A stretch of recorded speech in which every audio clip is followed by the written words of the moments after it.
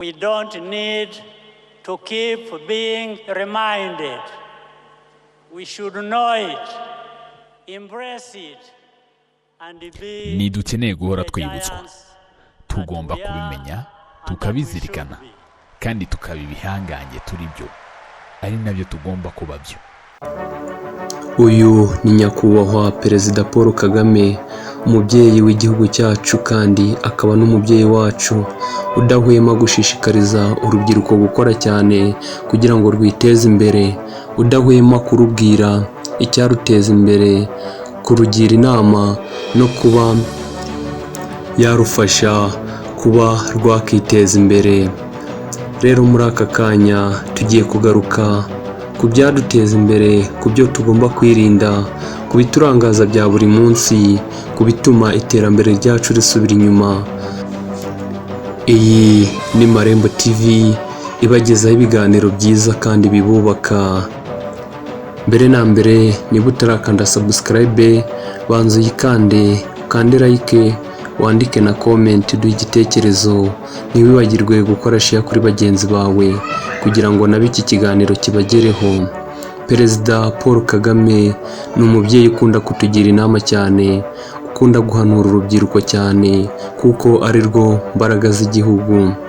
Urubyiruko rwinshi akenshi usanga duhugiye mu bintu bitaduteza imbere, mu bintu bidusubiza inyuma, ejo tukaba turirimba tuvuga tuti turi abakene, kandi akenshi usanga ari twe tubigiramo uruhare. Urubyiruko usanga ikoranabuhanga ryaradutwaye, ugasanga twirirwa tureba ibintu bidafite umumaro, twirirwa kuri YouTube, TikTok ndetse n'izindi mbuga nkoranyambaga zitandukanye zidusubiza inyuma mu iterambere ryacu, aho kugira ngo ribe ryatugeza imbere, riduteze imbere. Ugasanga twebwe duhugiye mu kureba ibishimisha amaso gusa, ariko tukibagirwa gutekereza ku iterambere ryacu riri imbere. Urubyiruko akenshi rurangariye mu by'isi bishira, rurangariye mu bintu bidafite umumaro, ariko ntabwo rutekereza ku iterambere ryarwo. Icyiza rero muri iki kiganiro ni ukugira ngo twige guhinduka nk'urubyiruko, imbaraga zacu tuzikoreshe dukora ibintu bizaduteza imbere. Abenshi rero ntabwo bumva, abenshi usanga barakoronejwe n'amatelefone cyangwa se ikoranabuhanga, bareba ibintu bidafite umumaro. Imbuga nkoranyambaga nazo ziba ziriho ibintu bifite umumaro kandi byubaka urubyiruko kandi byagufasha kwiteza imbere. Ushobora kuba wabona ku mbuga nkoranyambaga amabizinesi menshi wakora, inzira wabikoramo n'ibindi byinshi cyane bitandukanye byagufasha kuba wakiyubaka ugatera imbere, ariko ntabwo dutekereza kuba twareba ibyo byadufasha mu gutera imbere, ahubwo twebwe tureba bya bindi biradushimisha gusa, biranezeza amaso yacu gusa, tukirengagiza iterambere ryacu. Ibaze kugira ngo umuntu w'urubyiruko usanga ari uteye inyuma kandi abasaza n'abakecuru bateye imbere. Ni ikibazo gikomeye cyane. Urubyiruko nitwe dufite imbaraga, nitwe twagakwiye gukora kugira ngo twubake iki gihugu, dukomeze kugiteza imbere. Igihugu cyacu ntabwo Paul Kagame perezida wacu yifuza ko cyasubira inyuma, ahubwo aba yifuza ko cyahora gitera intambwe aho kugira ngo gisubire inyuma. No kuguma aho kiri si byiza, ahubwo icyiza aba ari ukugira ngo kizamuke gitere imbere, kandi imbaraga ziri muri twebwe urubyiruko. Rero Perezida Paul Kagame ahora adushishikariza kugira ngo dukore cyane, turebe ibyaduteza imbere, twihangire imishinga, turebe icyo twakora kugira ngo igihugu cyacu dukomeze tucyubake. Hari inkunga nyinshi zigenda zisohoka, hari ibikorwa byinshi bigenda bisohoka, ibyo byose bifasha urubyiruko kuba rwakiteza imbere, kandi ibyo byose nicyo biba byarashiriweho. Ariko urubyiruko ntabwo dutekereza kuba twakora kugira ngo tubashe kuba twabona iyo nkunga yadufasha mu gukora. Ntabwo watekereza kuba wahabwa inkunga nta mushinga ufite wakora. icyo ugomba gutekereza mbere na mbere ni ukugira ngo ukore cyangwa se uzane igitekerezo gishya noneho ubone kwaka inkunga, ariko biragoye ko inkunga wayibona nta gitekerezo ufite cyo kuba watangira imishinga. Urubyiruko rero dushishikarizwa kwihangira imishinga, yaba abize ndetse n'abatarize, kugira ngo tubashe gukora twiteze imbere, turebe uko twakwiyubaka kandi tukirinda kurangazwa n'ibyo bikorwa bibi nk'amatelefone, ibiyobyabwenge ndetse n'ibindi byose bidusubiza inyuma mu iterambere ryacu. Twebwe nk'urubyiruko tugaharanira kugira ngo dukore cyane, turebe ko twakiteza imbere, twateza imbere igihugu cyacu, twateza imbere urwatubyaye, bityo natwe tukabasha kuba twagera ku rwego rushimishije, igihugu cyacu kigatengamara. Murabizi mu bihe bya mbere byasize, igihugu cy'u Rwanda cyari kiri mu bihe bikomeye, cyanyuze mu bihe bikomeye cyane, ariko umubyeyi wacu nyakubahwa Perezida Paul Kagame yadufashije kugira ngo akizahure, agikure muri ibyo bibi, akigeze ku iterambere cyifuza. Ubu ngubu ibyo amaze kutugezaho ni byinshi, namwe murabibona impinduka zabaye kuva muri icyo gihe kibi kugeza saa hizi. Hari impinduka nyinshi, hari ibikorwa remezo byinshi twagiye tubona, hari byinshi twagezeho kandi turacyabigeraho. Rero nk'urubyiruko niyo mpamvu tugirwa inama yo kugira ngo dukomeze dukore cyane, kugira ngo igihugu cyacu tucyubake, tugiteze imbere, tukizamure, tukigeze ku byiza gusa.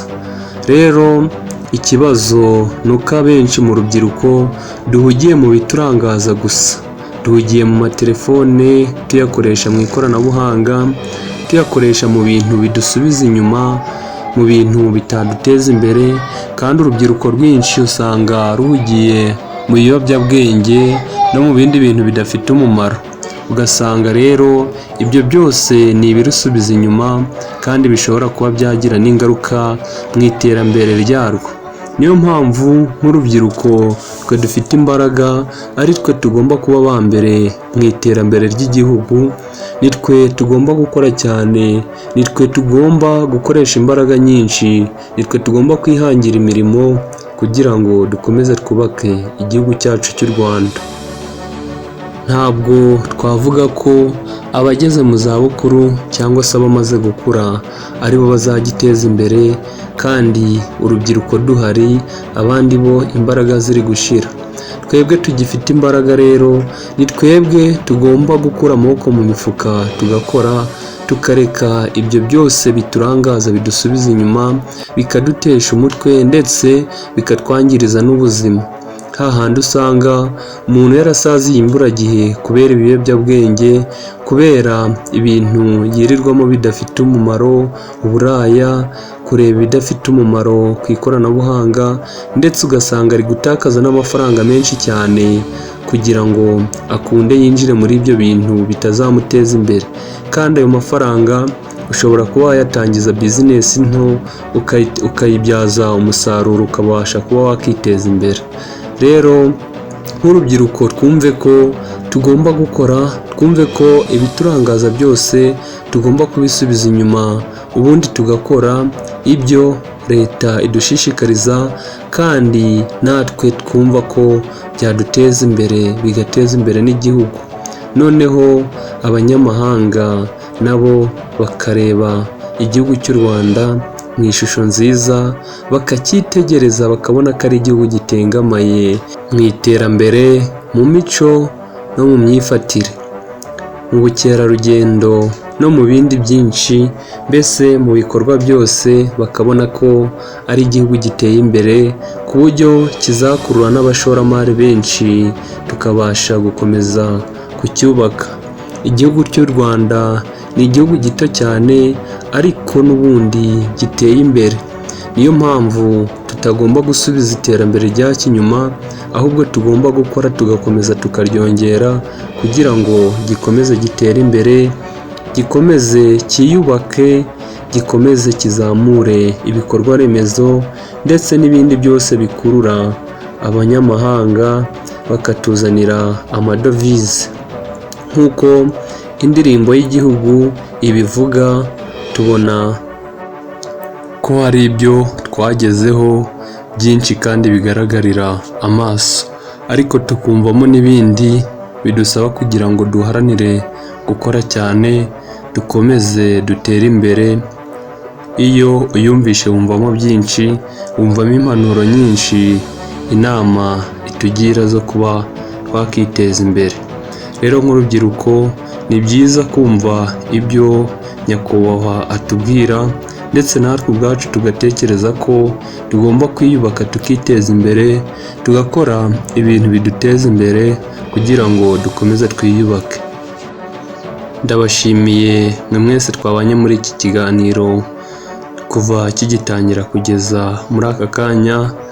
Kanda subscribe niba utarayikanda kugira ngo tuzabane no mu kiganiro cy'ubutaha. Wandike comment uduhe igitekerezo, ntibagirwe gukanda like ngo unakoreshe kuri bagenzi bawe. Iyi ni Marembo TV, njyewe nari Shandora pe bagezaho iki kiganiro. Mukomeze kugira ibihe byiza kandi mukomeza kutwungura byinshi. Mwabyandika muri komenti turazisoma umunsi ku munsi, izije zose turazisoma tuzinyuzamo amaso. Bye bye, turabakunda cyane.